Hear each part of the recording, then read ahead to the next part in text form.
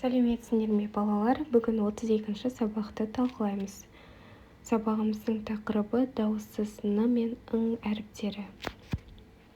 58-ші жаттығу. Өлеңді мәнерлеп оқы. Қарағым, оқы, босқа жүрме. Ойынға құр қаларсың, көңіл бөлме. Жасынан оқу оқып, өнер қуған жан жетпес көңілі жүйрік кемеңгерге. Өлеңнің авторы Мағжан Жұмабаев. Қарамен жазылған сөздердің айтылуы мен жазылуын салыстырайық. Ойынға жазылуы ойынға, айтылуы ойынға деп дыбысталуы айтылуы солай болады. Түсіндірме. Н мен Х дыбыстары қатар келгенде айтуда арасында ы тәрізді жеңіл дыбыс еніп ойынға деп естіледі. Екінші сөз кемеңгерге. Жазылуы кемеңгерге, айтылуы кемеңгерге немесе кемеңгерге. Бұл жерде айырмашылығы аз, бірақ екі түрлі дыбысталуы мүмкін. Дыбыстар үндесіп, жеңіл айтылуы үшін ң мен г қатар келгенде ң болып айтылады. Бұл жерде айырмашылығы аз, сондықтан кемеңгерге деп айтыла береді. 59-шы жаттығу мақалды көркем жаз. Қол өнері кілемде, сөз өнері өлеңде. Н, ң дыбыстары бар сөздердің астынсыз олар сөздің қай жерінде келіп тұр. Өнері және өлеңде сөздерінде келіп тұр. Өнері н әріпі ортасында, өлеңде ң әріпі сөздің ортасында келіп тұр. ң дыбысы сөз басында кездесе ме?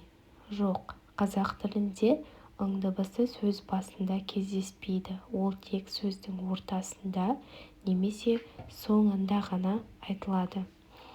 Бұл жердегі мақалдың мағынасы әр істің өз шеберлігі бар. Қол шеберінің өнері кілем тоқуда көрінсе, сөз шеберінің өнері өлеңде көрінеді. Яғни адам өз ісімен, өз өнерімен танылады деп ой айтылады. 60-шы жаттығу. Суретке қара. Суретші, қобызшы, кенші, құрылысшы, ғарышкер, тәртіп сақшысы өздерінің жұмыстарына қажетті құралдарды дұрыс таңдап алды ма? Суретте көрсетілген мамандық иелері өздеріне қажетті құралдарды дұрыс таңдап алмаған. Суреттегі мамандық иелері: бірінші ғарышкер, скафандр киіп ғарышқа ұшады. Екінші тәртіп сақшысы, яғни полиция қызметкері, формада тәртіп пен қауіпсіздікті қадағалайды. Үшінші кенші арнайы киімде, каска мен шаммен жер астына жұмыс істейді. Құрылысшы каска киіп құрал-саймандармен үй, ғимарат салады. Суретші қылқалам мен бояу арқылы сурет салады. Ал қобызшы қобыз аспабында әуен орындайды. Сұраққа жауап беретін болсақ, суретте барлығы өз жұмыстарына қажетті құралдар дұрыс таңдамаған, біз таңдауға көмектесейік. Мысалы, суретшінің қолында қылқалам, қобызшыда қобыз, құрылысшыда каска мен құрал, ғарышкерде скафандр, ал тәртіп сақшысында құжат пен сөлкебай бар. 61-ші жаттығу. Кестеде көрсетілген болашақтың мамандықтары бойынша диалог құрастырыңдар. Бұл жерде бізге 3 топ берілген. Бірінші топ ғарыш пойызының жолсерігі, екінші топ ай кеншісі туралы, үшінші топ су асты қалаларының құрылысшылары туралы. Ендеше кеттік. Диалог құрастырайық. Бірінші топ. Жолаушы, сәлеметсіз бе? Бұл пойыз қайда барады?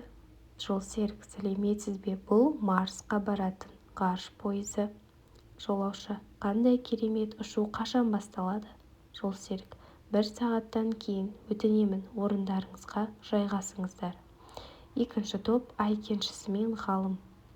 Ғалым, сәлем. Сен айда қандай кен қазып жүрсің? Кенші, біз сирек кездесетін минералдарды іздеп жатырмыз. ғалым, қиын ба жұмыс? Кенші: иә, бірақ қызықты. Айда жұмыс істеу арманым еді. Үшінші топ: суасты қалаларының құрылысшысы мен тілші. Тілші: сәлеметсіз бе?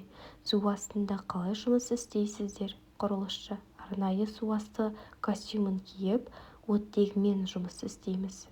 Тілші: қата салу қиын емес пе? Құрылысшы: иә, қиын, бірақ болашақта адамдар су астында да өмір сүре алады. Тапсырмалар түсінікті болса, сау болыңдар балалар. Келесі видеоны көру үшін менің каналыма тіркелуді ұмытпаңдар.